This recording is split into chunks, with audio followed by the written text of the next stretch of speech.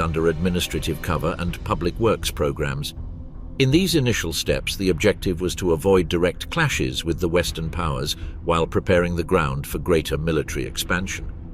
Clandestine rearmament was not an entirely new phenomenon, as secret links with the Soviet Union had been maintained since the Weimar Republic, allowing weapons testing on Russian territory far from international supervision.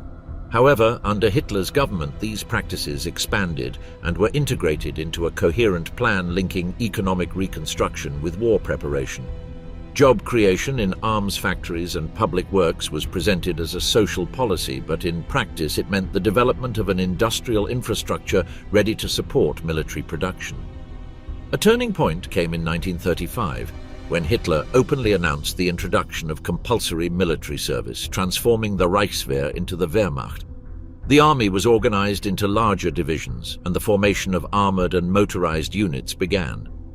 That same year, the Luftwaffe, already secretly developing, was officially established, and massive resources were invested in the creation of a modern military aviation system.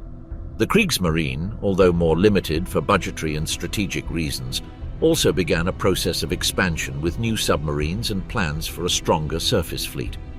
The Heer, as the land army was called, was the first to expand.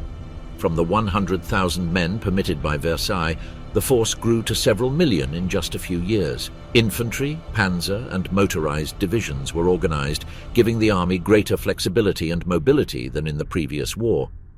Officer schools were reactivated, and doctrines were developed that sought to avoid the positional warfare that had characterized the conflict from 1914 to 1918. Instead, the idea of a quick war was promoted, in which armored vehicles and aircraft would play a central role.